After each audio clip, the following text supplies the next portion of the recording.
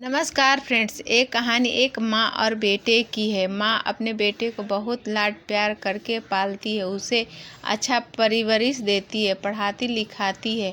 माँ हमेशा सोचती है कि अपने बच्चे को अच्छे से अच्छे कॉलेज में पढ़ाए लिखाए, उनको अच्छी शिक्षा दे। इसी तरह ये माँ भी अपने बेटे को खूब पढ़ाती लिखाती है। पति बच्चे के छोटे उम्र में ही उसका साथ छोड़ के चले जाते हैं। ये माँ कैसे भी करके बेटे को पढ़ाती लिखाती है। अपने बेटे को पढ़ाने लिखाने के लिए अपना घर भी बेच देती है। पढ़ाई पूरी करने के बाद बेटे की शहर में नौकरी लग जाती है। बेटे को शहर में एक बड़ी कंपनी में मैनेजर के रूप में नौकरी लग जाती है। बेटा माँ को ये बोल के शहर नौकरी करने के लिए चला जाता है कि वो कुछ दिन बाद उसे भी वहाँ अपने साथ बुला लेगा। माँ हंसी खुशी उसे जाने के लिए बोल देती है।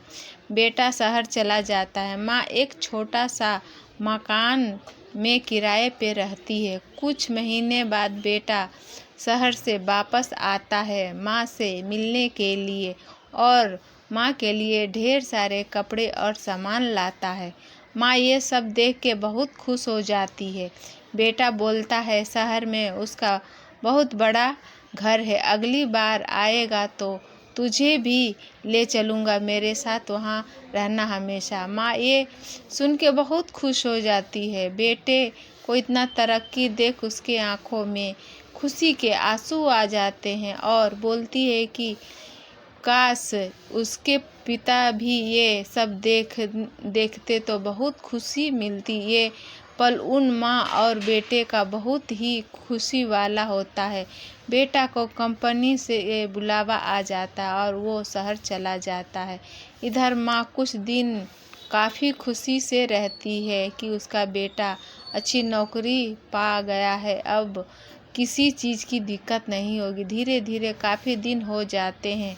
माँ के पास घर चलाने के लिए, यहाँ तक कि खाने के लिए भी पैसे नहीं होते हैं। माँ जैसे तैसे कुछ दिन निकालती है। एक दिन समय ऐसा आ जाता है कि उसे 2 दिन से भूखा सोना पड़ता है। कई महीने हो जाते हैं। माँ बेटे का राह देखती रहती है कि अब वो आएगा और उसे अपने पास ले जाएगा। मकान का किराया भी नहीं चुका पाती है। मकान वाला उसे घर से निकाल देता है। माँ पैदल रास्ते से जाती रहती है, तभी बगल में उसे एक पुरानी झोपड़ी दिखती है।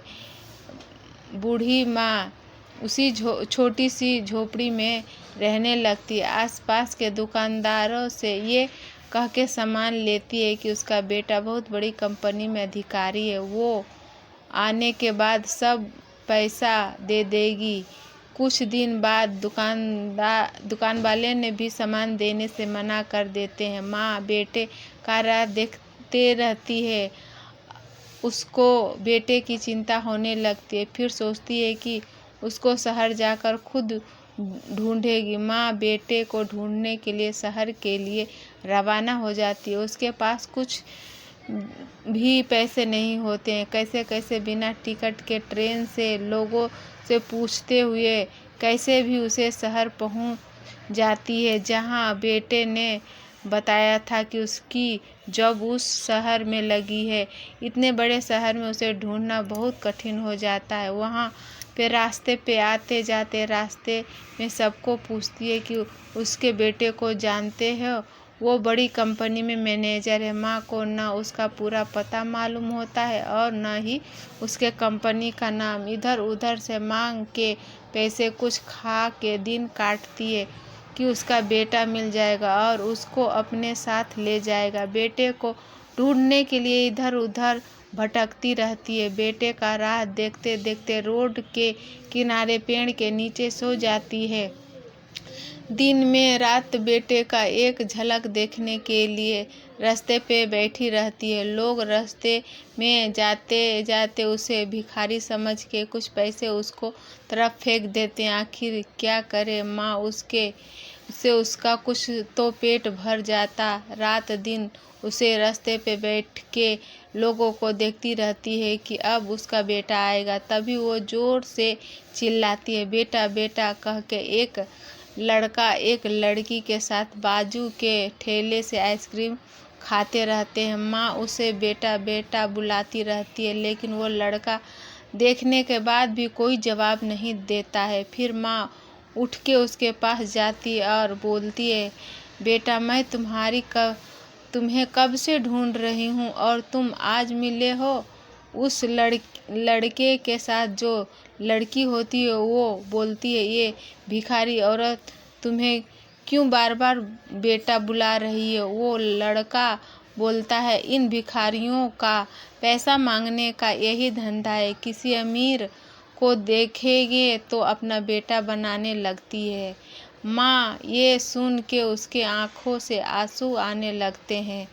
माँ बोलती है, आज तो एक लड़की के साथ कुछ दिन क्या रह गया, अपनी माँ को ही भूल गया। मैं कई दिन से इस रास्ते पे बैठ के तेरी राह देख रही थी और आज तू मिला भी तो मुझे ही भूल गया। तुझे इतना पढ़ाया लिखाया इसी दिन को देखने के लिए। लड़का वहाँ से जाने लगता है।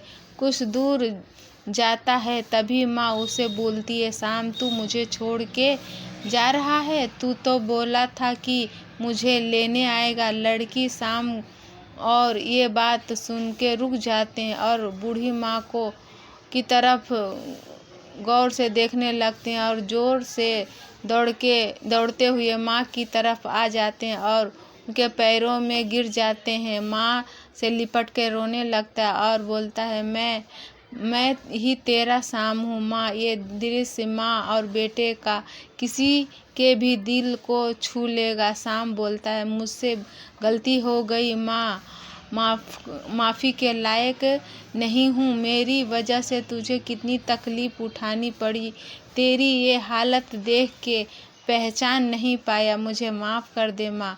बहुत ही दुखी स्वर से बोलता है। माँ ने अपनी पूरी आपबीती सुनाई। बेटा माँ के लेके अपना घर चला जाता है और अपनी माँ की खूब सेवा करता है। कुछ दिन बाद उसकी शादी हो जाती है। पूरा परिवार हंसी खुशी साथ रहने लगता है। माँ का ममता अद्भुत होता है। माँ अपने बच्चे की हर गलती को माफ़ कर देती है।